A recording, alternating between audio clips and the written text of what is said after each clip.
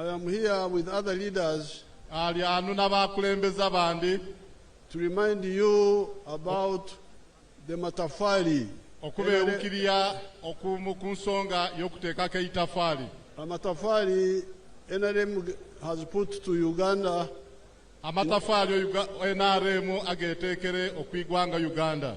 in the last 40 years. We were active even before that.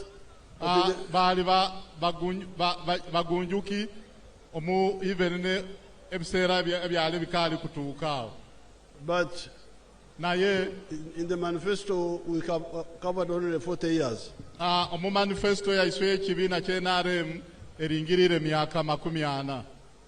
And there now Tafari number 1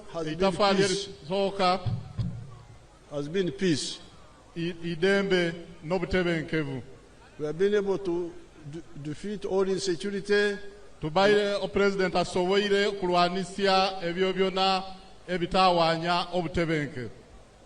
and cattle rustling using guns. That's why there is peace now in the whole country. The second contribution has been development. Development has got two sides. One side is economic infrastructure. You have seen what has been done in the Buked area. Economic infrastructure includes roads, electricity, telephones, water, the railway. We call that, you can translate it as emisingi yebyemfuna. Economic infrastructure. But there is also social infrastructure. Yabantu. And that is health and education. Your chairperson talked very well about both of them.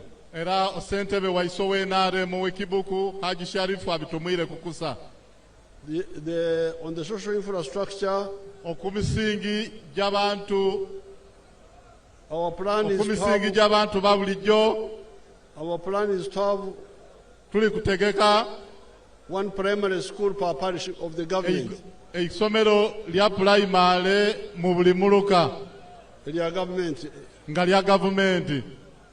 Then one secondary school per sub-county.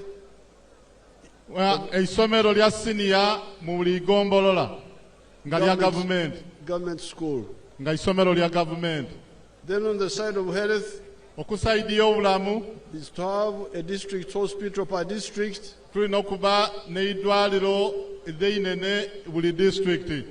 And also health center for per constituency. And then finally, health center 3 per sub-county.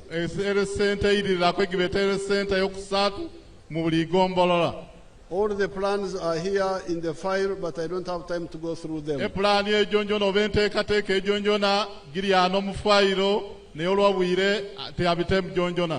Like for instance, on the health, I can see here.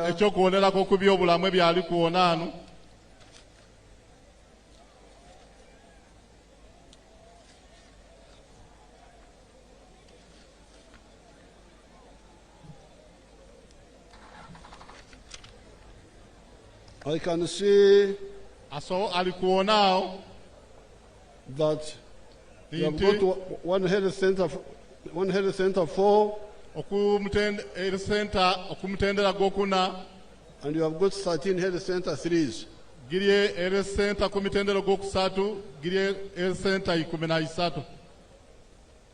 Now that means 8 sub-counties don't have health center 3s. ekitegeeza amagombolola 8 gonka agabula eidwaliro ly'omutendera gw'okusatu. And the plan there is upgrade Dodoi Health Center 2 in Kadama sub-county to Health Center 3. Enteekateeka eryawo y'okusetula omutindo kadwaliro ke Dodoi Health Center 2 Kaboku Health Center y'okusatu. Upgrade Kenkebu Health Center 2. Ne Kenkebu yona baaba ojja osetula ku mutindo ey'aboku gw'okusatu. In Kenkebu sub-county to Health Center 3. Ebe nga niye eidwaliro ly'omutendera gw'okusatu omwigombola ly'eKenkemu. Upgrade Nandere Health Center 2. Ne Nandere eidwaliro eririyo lyona balyongera omutindo. Upgrade Nabiswa. Ne Nabiswa. Upgrade Kituti. Ne Kituti.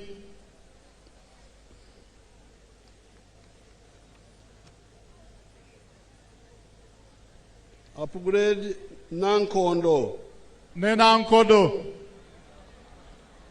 Nankodo ng'eigombola lyona lifune eidwaliro ly'omutendera lw'okusatu. And upgrade Moru Health Center 2 in Kasasira. Ne Moru yona bagyongeremu omutindo omwigombola ly'e Kasasira.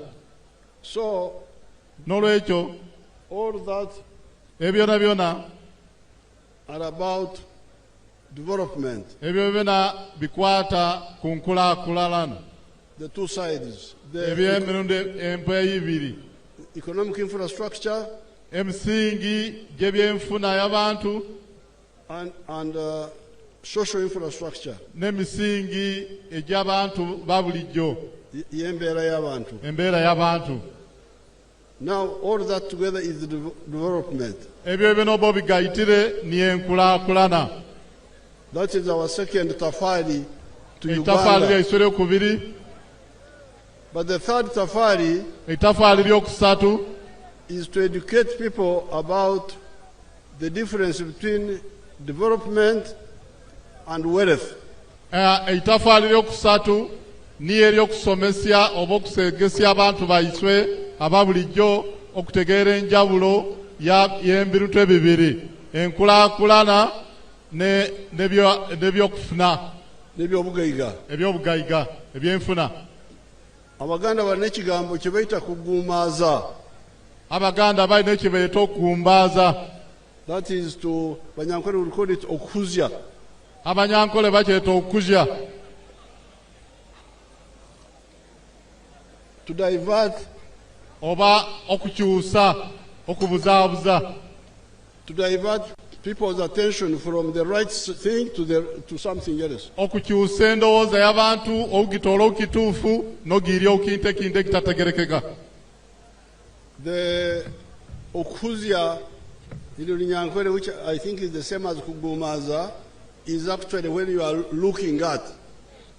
Okugumbaaza okwali kukoba niyo kubanga ekintu oli ukiringirira.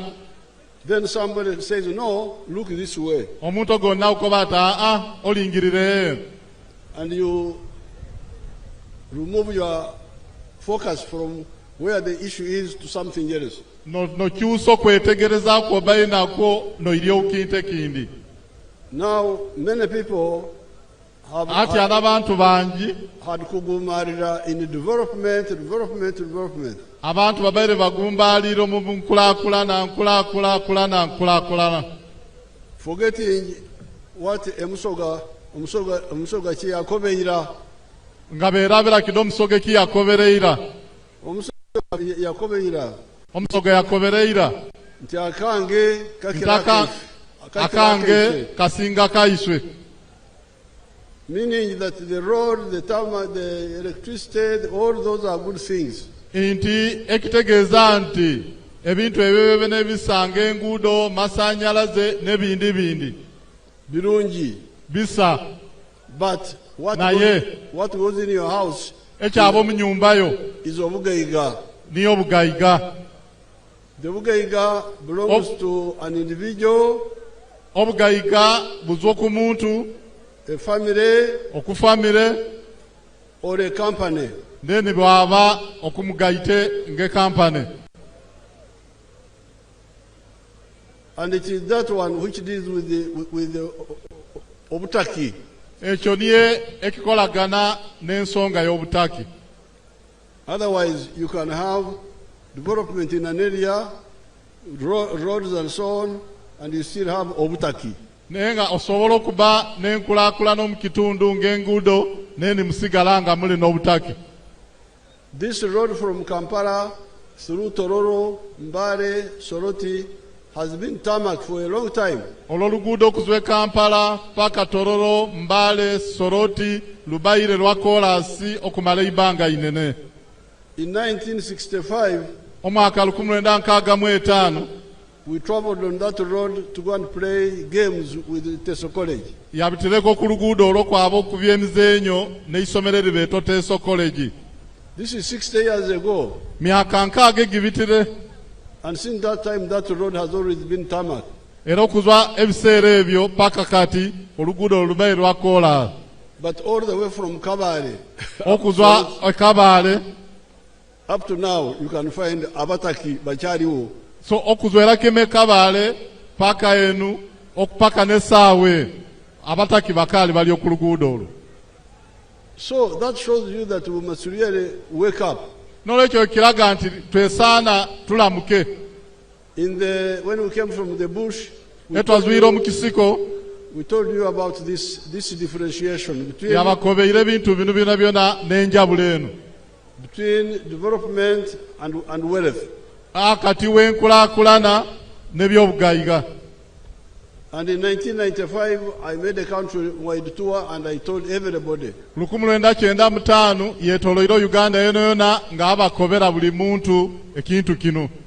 in the manifesto of 1996,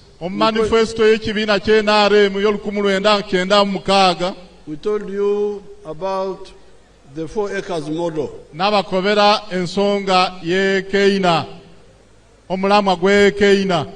One acre for coffee, 1 acre for fruits, 1 acre for pasture for dairy cows, and 1 acre for food for the home. Then in the backyard, eggs for poultry for eggs, and then piggery. And in the lowlands,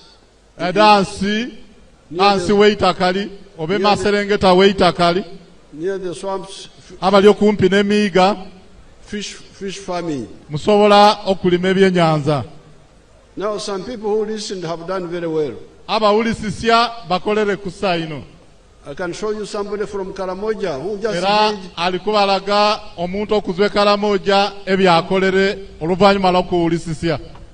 just did fruits only.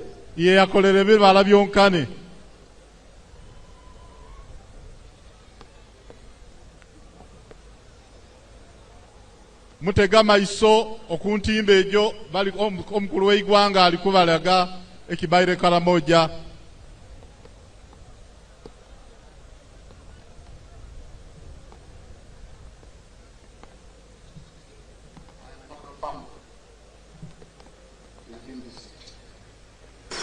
My village here is called Arangepai West.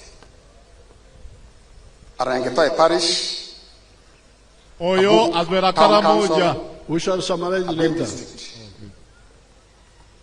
In Karamoja. The mango trees you are seeing here were given to me by the President through Operation Wealth Creation. I received 200 mango seedlings and I planted all, and they are all doing well. Apart from this venture, I got money from PDM last year. I got 880,000. And I used 800,000 for buying 10 goats. And the goats are there. They have multiplied. They are now 16. Part of the money of PDM I used for buying cassava stems. Through that money, I've managed to plant 2 acres of cassava. They are now doing well. The first acre I intend to harvest next year in January. Then for the mangoes, you are seeing, I started harvesting last year in 2023. The first harvest, I got 6 million. That was in June. Then second harvest in November, I got another 6 million. So last year, from these mangoes, I got 12 million shillings. I've been selling to the people around. Actually, Soroti Fruit Factory has booked this mango. They want me to take this mango tomorrow, 2025, to the factory. Actually, I've been selling locally. I've been selling 1 at 500 shillings, 2 1,000. And people are buying. These mangoes are very good. The mangoes, trees you are seeing here, are giving me money, a lot of money. And I want to thank His Excellency, the President of the Republic of Uganda, Kaguta Museveni, for coming up with the idea of Operation Wealth Creation in the country. This is money. I am not going to suffer.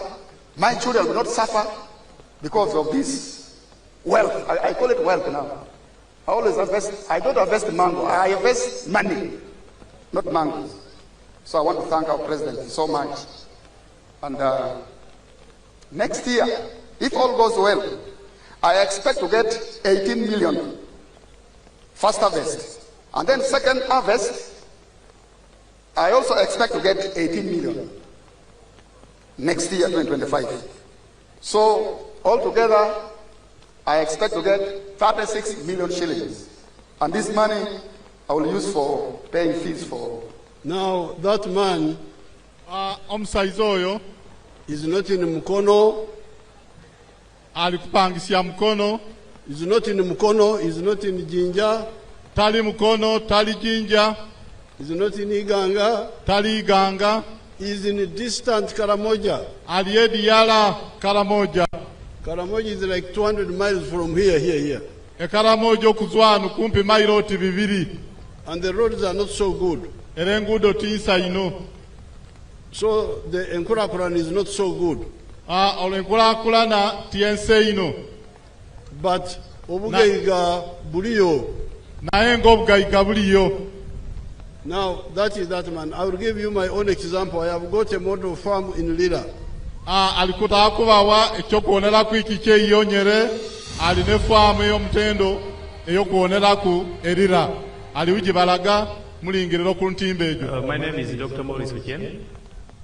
I am a commissioner by appointment deployed at State House, and I've been assigned by the President to execute the 4-acre model, and I've put them so far in 10 regional zones in the country.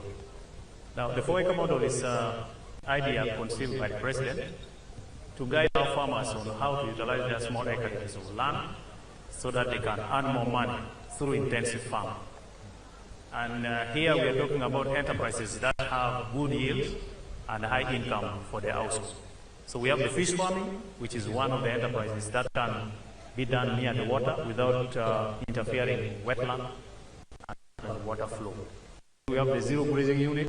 On the other side, we have the coffee, we have the banana, and also a household needs food crops as 1 acre plus fruit. So this idea of the 4-acre model is to support income for the household. And as I will go into the small mathematics, we will know that it's capable of pulling somebody out of poverty. Now, specifically on the fish pond, here is about 20 by 50 meter pond, 1,000 meters square. After finishing the excavation, we stock 10,000 fish. We feed it for about 8 to 9 months. In the north, which is warmer, the fish grow faster. And in the west, which is a little cold, you add 1 more month to reach the same quantity of grams. So by that time, the fish will be about 800 grams to 1.5 kilograms. In the market, the fish which is 1 kilogram or 800 grams here costs about 10,000 shillings. So having stocked here 10,000 fish, by 10,000, somebody will get 100 million in 1 year. 30 million. If somebody can be able to save 70 million on this fish pond. And this size, we can put 2 of them in 1 acre. So meaning in this particular acre, around 140 million shillings. That is for this particular. In my small model farm in Lira, where my people have planted coffee, bananas, pineapples. They have also got to zero grazing cows. But they have also done a 1 fish pond in half an acre. And from that fish pond of 20 meters by 50, they are earning 100 million shillings a year. When they deduct costs, they remain with 70 million. But in an acre, you can put 2 such fish ponds. Therefore, from the fish ponds alone, in 1 acre, my people are earning 140 million.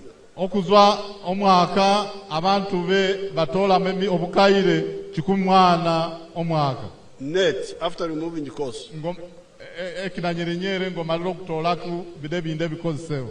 Without adding the money from coffee, from milk, from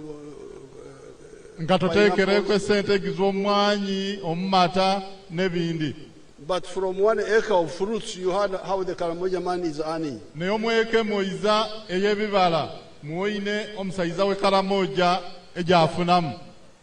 So therefore, you people, you are very rich people potentially.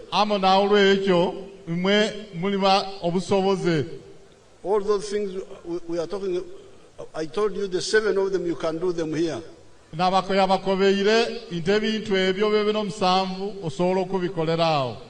ones we proposed in 1996.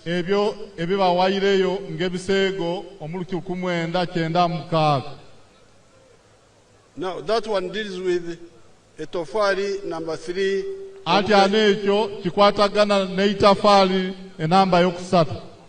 The one of Ugaiga Maka.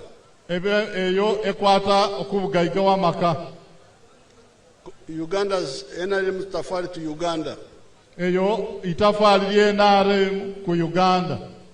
And it has really helped because about 67% of the people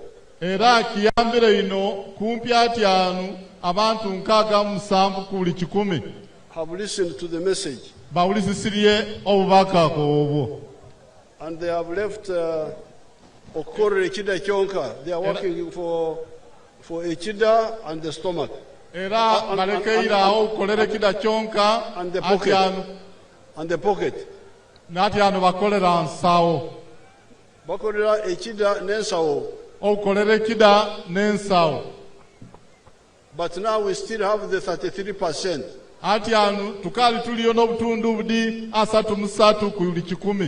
So I want, with the PDM, I want you to check in your parish how many homes are there. No PDM ataka mukebere omiruka jaya muone amakagali mu mameka. And how many are still abakorera kida kyonka? Era mameka agakala galimu gagakolera kida kyonka. So that we really, everybody works for Echida, but also the pocket. Ekigendererwa kya president nti uli muntu kubanga akolere kida ngakolera nensao. That is tafari number 3 Obugeiga. Eryo itafali lyokusatu ery'obugayigayiga omumaka. There is a tafari number 4. Itafali lyokuna. This is a mirimo. Eryo ni ery'emirimo. Jobs. Jobs emirimo. You hear people talking of jobs, jobs, jobs. Abulira abantu batumula mirimo, mirimo, mirimo. Many of them thinking mirimo because of the colonial confusion. Abamu balowooza nti emirimo okusinzirira okukawukavuyo kanfuga y'amawanga genza. Who distorted our thinking and presented emirimo as only coming from the government. Abatabwire buli kimu ne balowoozesa abantu nti emirimo gino okuzwa mu gavumenti mwonkana. Obwakarani, clerical jobs from the government. Emirimo gy'obwakarani okuzwa mu gavumenti. Before colonialism, this word which I introduced to you, ng'enfuga y'amatwale kaali kwiza ekintu kino kiyabanjulire. Emyoga. Emyoga.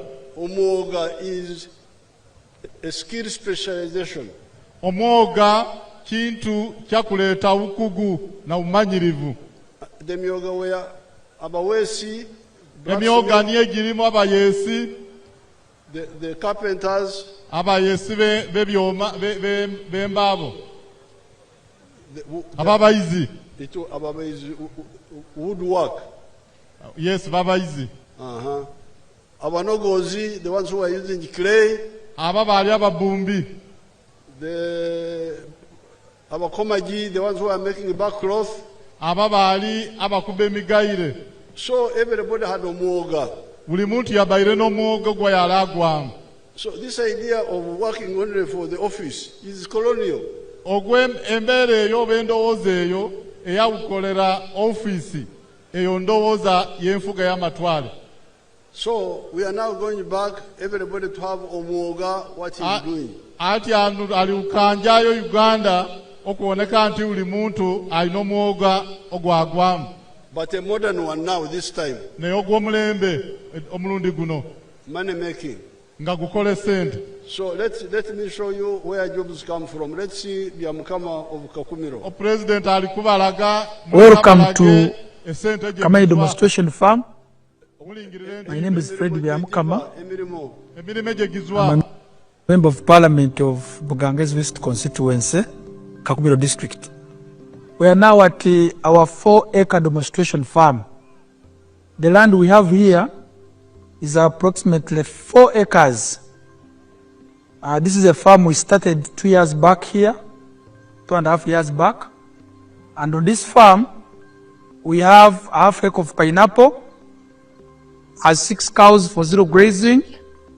We have poultry, about 25,000 birds, but only 11,000 are giving us eggs. And we have 1 acre of grass. We have piggery, those are very many. And 1 acre of coffee mixed with banana. Where we are, this is the 4-acre model farm.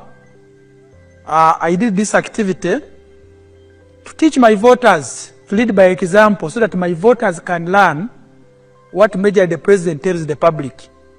This is an initiative I learned from the president sometime back when he sent me to learn to Kaumu, to Kisozi. I copied what I copied, this is what I came up with. And you will see as we move, or that side, this side, that's my 4-acre model farm. The house as well. I don't sleep here, but if I will sleep here, the house as well is seated on this 4-acre model farm. When you look at poultry, out of the 25,000 birds, it's only 11,000 giving me eggs. Others are soon giving me, and I get 302 trays per day minimally, because 11,000 birds are supposed to give me 366 trays. But because of the feeding method of deep litter, I don't get all the eggs. I get 302 trays per day minimally.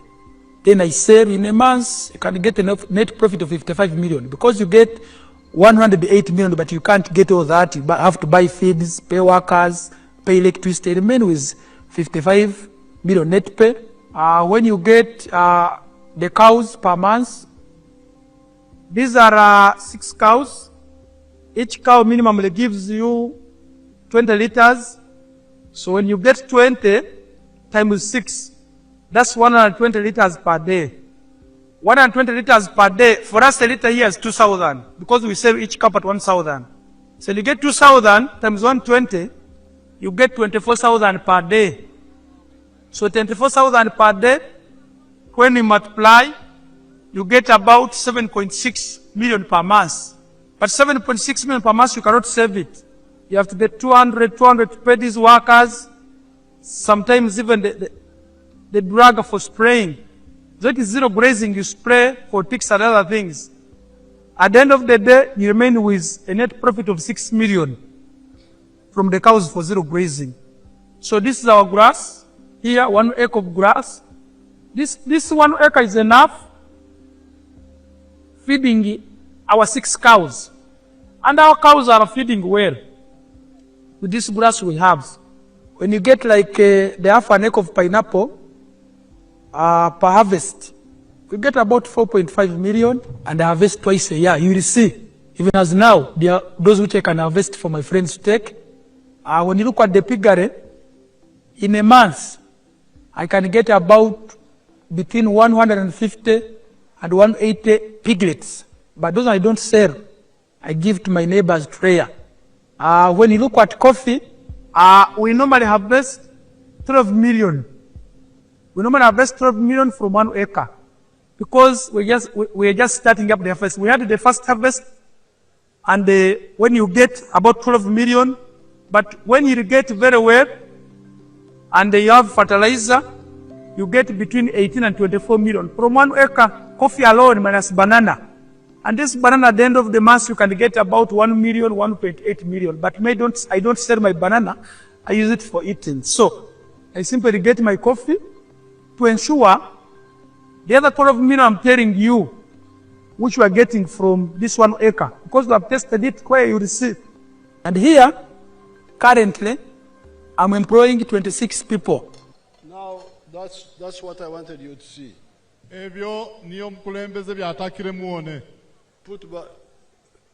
You have heard the story of this young man. He was elected to Parliament 4 years ago. He's the son of one of our NRM strong supporters who died soon after that.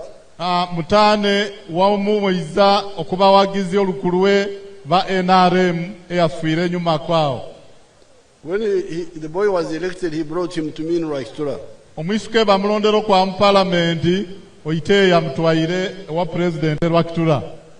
And he said, this boy has been elected, you advise him.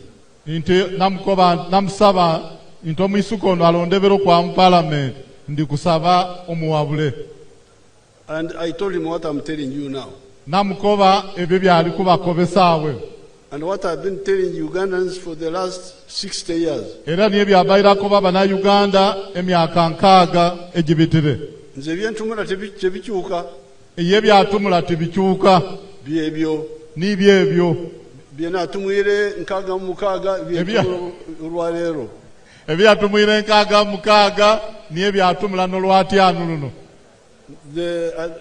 So I told the boy, the 4 acres model. I told the boy.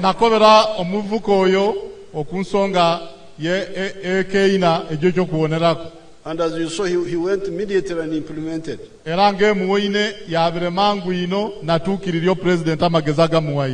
got coffee, bananas, pineapples, the dairy cattle, pigs which he doesn't sell, he gives free to his constituents.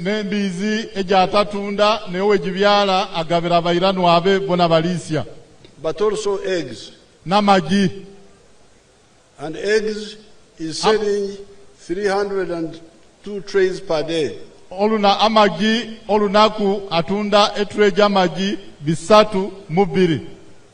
And in a month he gets 108 million.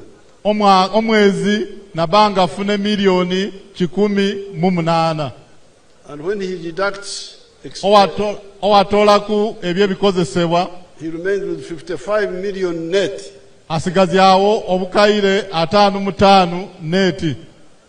That if you multiply by 12 months, that's about 700 million shillings. Okubisyamu emyezi 12 niye kumpi obukaire nga 7 n'ekintu. From eggs alone. Okuva mu magi gonkani. Without adding coffee and the other things. Nga togayitire ku bide bindi, emwanyi n'ebindi bindi. So the man is now omugaiga now. Omusaiza ati anu mugaiga. But what I wanted you to see, naye kyatakire muone, obugaiga bwa bya Mukama, obugaiga bwa bya Mukama buzaire emirimo eri abana-Uganda abalala. Bubyaire emirimo eri abana-Uganda bandi. This is what I wanted you to see, that niye ekyo kyali kutaka muone awo ni abantu omukulodo bya Mukama bakozesa olwedde emirimo gyakozesere. Jobs come from wealth. Emirimo gizwa mu bugaiga. Wealth of an individual, obugaiga w'omuntu, of a family, oba nga maka, of a company, oba emungo nge company, or even the government. The government can have a parastatal. Ne government yona esobola okuba n'ekitongole. A company, not kitongole. Company. Kitongole is the department. So if it is a parastatal, it can also create jobs. Ekiba kitongole oba company yona esobola okubyala emirimo. Yes, there are government jobs. Yes, eriyo emirimo gye government, but they are very few. Naye mitono. There are only 480,000 government jobs. Giri emirimo 488 gyonkani emirimo gya government. But our population is 50 million. Naye obungi w'abantu esaawa ena abana-Uganda oba mu Uganda ati antwingira obukaire 5. So you have seen how the wealth of Mukama has okubyala. Ati anu muwoyina obugaiga wa bya Mukama ng'ebubyaire. Okubyaire emirimu. Bubyaire emirimo.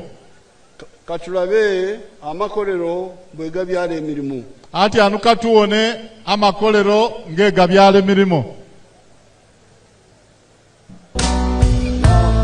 Freeze there. That's a new town of factories. Eyo tawuni ya makolero. Kati tawuni mo wano ekibuku. Tawuni ya nywane Kibuku. Tawuni ya maduka goka. Tawuni ya maduka gonkani. Muula makolero. Osanga batunda wuzi, batunda basirini, batunda omuntu ngobo. Obo oyagiri abatunda bintu oti wuzi, basirini, no muntu oti butyo. Kati amaduka tegazala mirimu mingi. Amaduka tigabyala emirimo mingi. Because if you enter a shop, kubanga oyingira iduka, how many workers are there? Ona y'abakozi bameka. But now that na yati anu these new towns which NRM is bringing, na yati ane tawuni gine empya keja makolero NRM je eri kuletanga. They are not towns of shops. Titawuni ja maduka. They are towns of factories. Tawuni ja makolero. Now those are Dairi. Eryo niye ikolero, etawuni ya iko makolero eyembale. That is Mbale Industrial Park. Ikolero, etawuni ya makolero eyembale obegitweta Mbale Industrial Park. Abasinga maiteo. There are now 75 factories there. Ati anu muli mama kolero 75 omutawuni ya makolero eyembale. Let's see the jobs in one of them. Let's go inside and see. Katwabo munda tuone obungi w'emirimo egiri omuikolero erimo. Now you can see how many young people. Ati anu muli kuona abinyete mito abaizwira working in one factory. Bali ukola muikolero limo lyonkani. So NRM is telling you that NRM erikuba kobeti abana-Uganda, Aba-Afrika muve muhugona, muzo mugona, Aba-Afrika bagona ino, Aba-Afrika bagona ino, omusoga kita kulambala, abasoga bakyeta kulambala, abagwere bakyogera batya era kugona. Okugona abandi bakyeta kulambala, abandi bakyeta kugona. Okugona mu Nyankwere mu kirina kitegeeza to snore. Omulunyankole balina ekigambo ekibeeta okugona naye kitegeeza kufuuluuta. Omuntu agona nafuuluuta. Okufuuluuta kwe kugona mu Lunyankole. Okufuuluuta niye oba okugona niyo okufuuluuta Omulunyankole. So Abafrika balina okuva mu kugona. Abafrika balina okuzwa omugona kudokwa kufuuluuta. Bamanye okugona kuno okwebaka bayego engone ene ya bulijjo eyabagwere yokubizyako obubizi eyabagwere n'abagisu Abasamya nabo bakozesa okugona. Abasamya nabo nikyekyo kyenyini yo excellence. So they must go from kugona and know abantu bazza omugona kwa kufuuluuta bamanye how modern economies are built. Somebody listen to him. Somebody, one of my people, private secretary, get no result chagamba. Mureke, bring him here. Wait. Let him come that side. That's one. Is there. No, you tell this one. Not you, the secretary. Owekitiibwa president yoyo omu ku bakandidate baffe be bava okwanjula wano. Bamuyitaga Abdallah. Take him there. Don't hide him there. Where is it? Yes, you. Link him with her. You go what? Speaker. Okay. O president ali ukobono nti etimu ye ejirenga emuulisisya. So, nolwekyo this is Tafari of NRM number 4. Eryo itafaali lye NRM lyeteeka ku Uganda namba yokuna.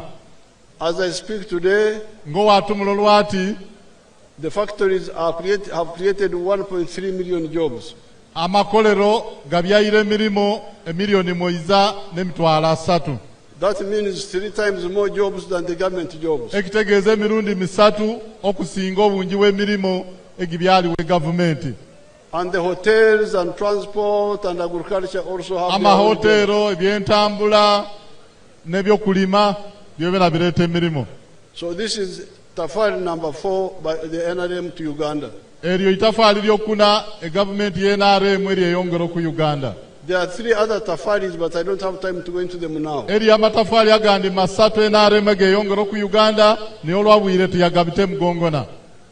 When I give a press conference in Mbale, I will give all of them. Obuyamba n'olukuŋŋaana lw'abannamawulire egibete press conference Mbale ebisinga obungi byobena yabimalayo. But let me end now olekakomenkereze nti with the issue of free education. N'ensonga y'okusoma kwa bwereere bonna basome.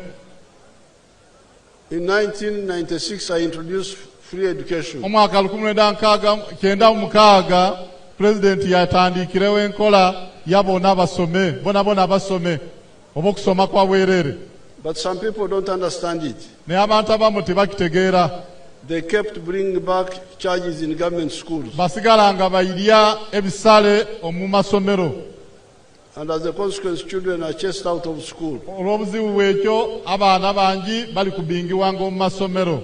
When I saw that, obuyawo ine ekyo I decided to peacefully yasalirawo omuyiwa oyo to show that this is a mistake, and I would want people to learn and stop the mistake. Yasalirawo omuyiwa oyo okulaga nti eyo nsobi abantu balina okwega. No, the ones who are blocking education with school fees should stop. Abo abakozesa okusoma nga kwebisale kulina okukoma. That's why I started skilling hubs. Kyova yatandiikirewo essomero oba eitendekero lya obumanyirivu n'obukugu eryetirinyi. If there are some of my graduates here, they can come and 2 of them can tuliwo n'abakugukira abafulumire omu isomero eryo eriya bukugu n'obumanyirivu eruleta industrial hub etirinyi abalyanu president alikubeeta bayizeko mu maiso.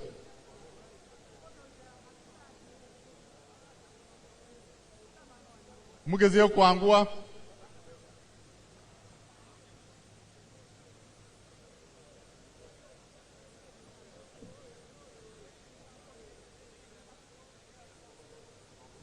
We can have testimonies of a boy and a girl. Atakafuyo obujulizi w'omusaiza oba omwisuka n'omwala.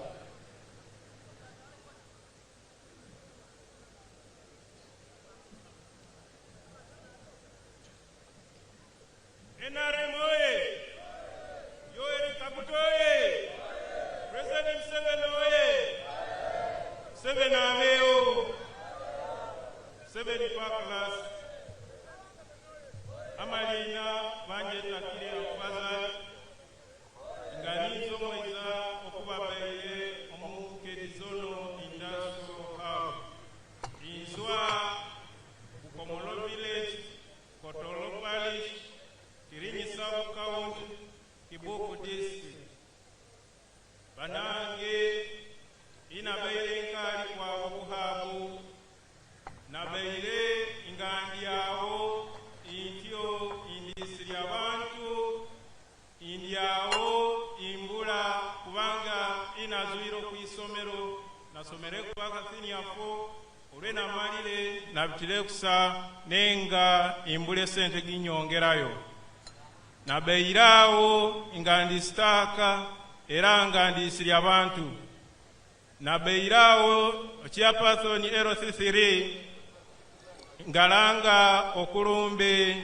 inti waliyo omukisa gwabo abataki okwaba okusoma ebyemikono nasimbulirewo ninjabo ku district nenfune fomu nenjizulya namalire naku 3 ne bankubira inti oli mwaizo okubali kwabo okusoma nanguwirewo nibansioma nitwaba ku district kubanga gitwesolongeire nitwaba okuhabu itwatuukira okuhabu buli kimo kyali kyabwerere okulya buli kimo nitusoma kusa netumalirira inamalire ninzwayo wasoma ki Your Excellency nasomere byengaito inazuireyo nenjira omukyalo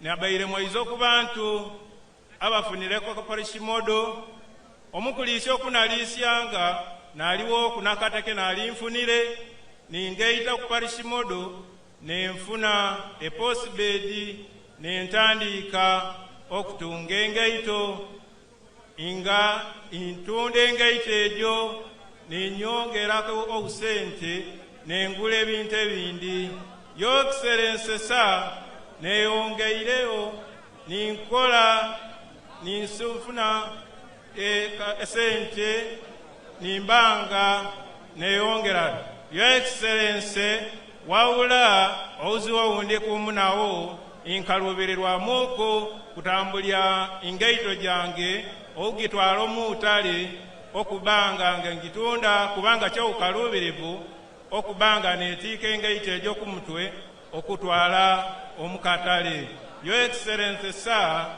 singuli mba nfunire kuyentambula esobola kunyanguira nimbanga ntambulya engaito jange ejo ningitwala omukatale nimbanga ntunda ninyongera ogazia a business yange. Kale. I've understood. Kibuku oye! NRM oye! President oye! Ama inene dozi impiti wakili ya Babra Dwata Masabu Kaunte Kiriolo Parish Kiriolo Village Kibuku District Nikubamo abegi abayi Kibuku Industrial Hub. His Excellency sir nakwebalya okureskire yagwaletere kubanga nze ntumula nali mbula kyendi nga ndyawo nga negomba nokuza omunsi eno nakwekulesikira eyo niye nfiire kuna kyendi NRM oye. Wasoma ki? Nasomere bya uzimbi era wentumulire saa gino ndi muzimbi nina bananga bandi ebyenjegesya abakali nga mbegesya esaa gino ndi kubegesya okole bloka concrete block nga ndi kubegesya n'olwokuba nti tuli bakali tinsobola okumikisinga n'emikono tutuukanga tukolere bloka intono na His Excellency ow'ebbanga otukwatireku twakolesanga tufune kyoma ekyo tumikisinga tubenga tuzoe ne bloka nga nyingi omulunaku. His Excellency sa nakweyanza kubanga nina olwembo lunasinga ng'okutaka nga ndi omuhabu. Siasa kuwekwa Uganda, siasa kuwekwa Uganda, siasa mzuri imara ayendereye. His Excellency sa twakwebalya olwesikiireyo kubanga nakanyiriro lwesikiriyo. Kale muzukuru, thank you. I will have a picture with you people later. O President alikuwa kufuna ekifananyi n'abaizukulu be bano. I am presenting these children to all the NRM members. O President alikuwayo abaana bano bona eri abamemba be NRM. I want you to see the mistake alikutaka muone ensobi which is in the problem of school fees. Ensobi eri omukizibu kya bisale bya masomero. Where are those children going? Anti mwaba yaina President yabataka na imwe ekifananyi. The school fees are killing the future of so many young Ugandans. Ensonga y'ebisale mu masomero eri kuyita eby'omu maiso oba obulamu bwa mu maiso w'abavubuka bangi oba w'abaana bangi. That these children here had no hope. Abaana bano baali babula ssuubi yona. One of them yesterday was saying that she was thinking of killing herself. One of them was thinking of killing herself. Please. One of them was said yesterday she was thinking of killing herself. Ebintu by'ebisale omu masomero byalinga biyite future y'abantu bangi eno na nyerenga mwali. No, she was saying that she was thinking of killing herself. Ente eriyo eyabaira takira okweyita olw'ensonga y'ebisale by'amasomero. But when I trained them for 6 months, see what they are able to do.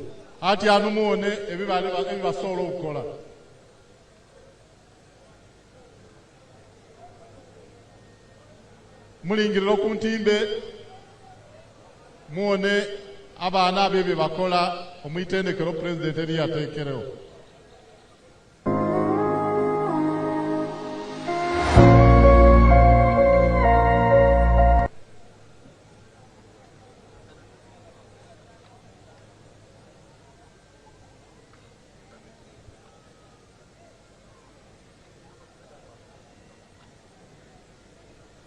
So, some of those products they are making, we have been importing them from China, from Dubai, from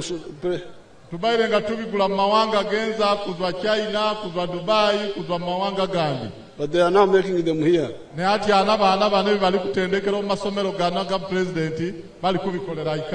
Just after 6 months.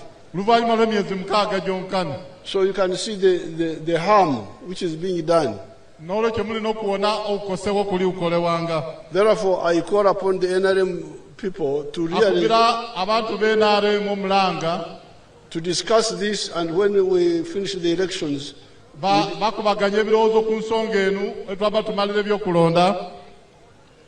we agree how to move.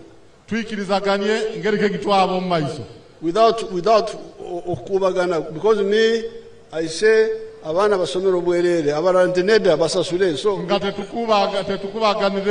kubanga yakoba abana basomere bwerere abandi bakoba abana basasule.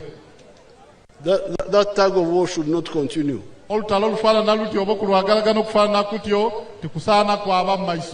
So therefore today amatafari na so matafari to Uganda by NRM.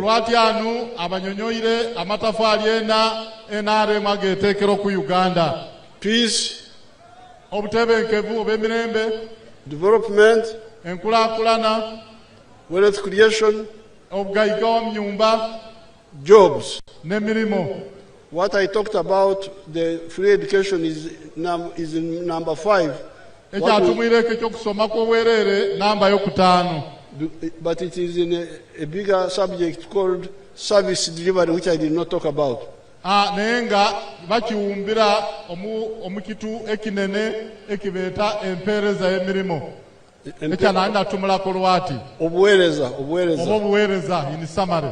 But that one I did not talk about. But I just got that element. So therefore, when somebody says, why are you supporting NRM? These are the reasons. NRM, what it has done, and what it is planning to do. NRM oye! Kibuku oye! Mubireko presidenti. Bukedi oye! Uganda oye! East Africa oye! Voting for NRM oye! Mwebaleino. Mwebale dala o presidenti eyonien tumulaye jemuli. NRM oye! NRM oye! Abe Kibuku mwebale okulirisha mukakati presidenti oisukeyo.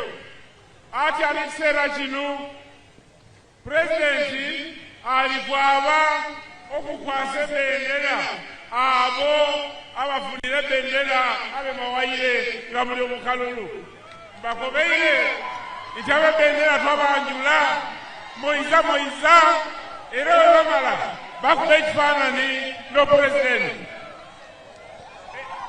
eyasoka ekulu niyo mukyala Katoko Sylvia Damba.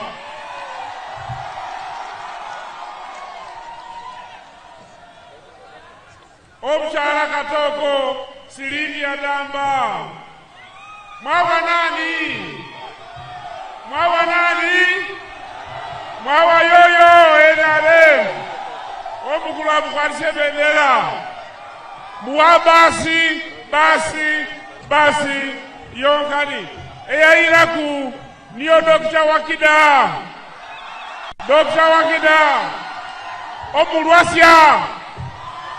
omulwasya niyayiraku Dr. Wakida webale oyo wakabweri constituency.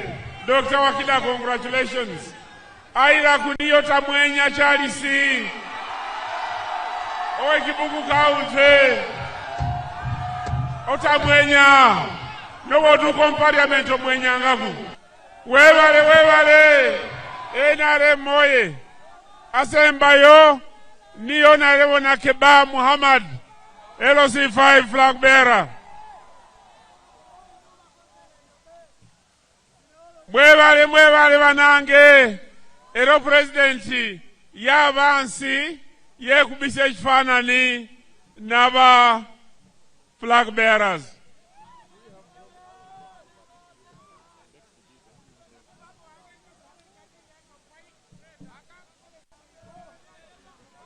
Right Honorable Speaker yegato presidenti nga national vice chairperson abo mu kifaananyi.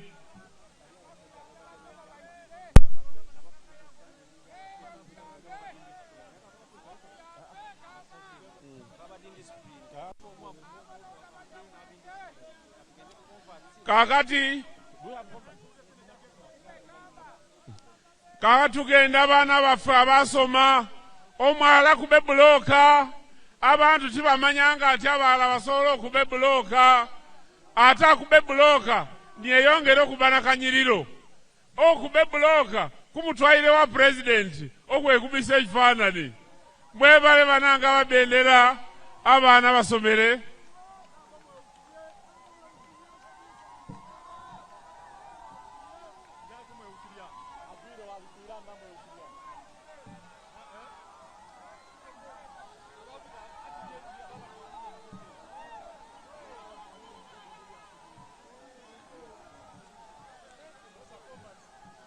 Ati ano eriyo banange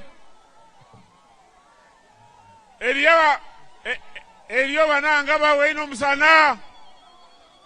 omusana baadi bali kwiza okwegaata abandi bazwa mu UPC abandi bazwa mu FDC abandi bazwa yaina bali kwiza okwegaata okwenarem esaati jawe girina mubaweine banange mubayambe. Okay, let's take the mufukame masoga president the converts nga mutunula mu kamera mufukame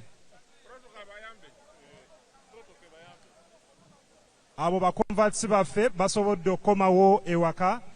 Leka tukubire president Museveni omutima omulungi gwayina okulaba muno abaana bakomyewo mu NRM. Tubakubire engalo ez'amaanyi. President Museveni oye! NRM oye! Thank you so much. Your Excellency, we love you so much. Thank you so much for loving us. As a young generation, we promise that to protect the gains, you're the first gain that we want to protect on 15th of January 2026. Bamakia abagendo kwa mzee ya Kalulu! Kibuku oye! Bamama oye! Thank you. Now we are going to get ready for the anthems in reverse order. Let's stand up.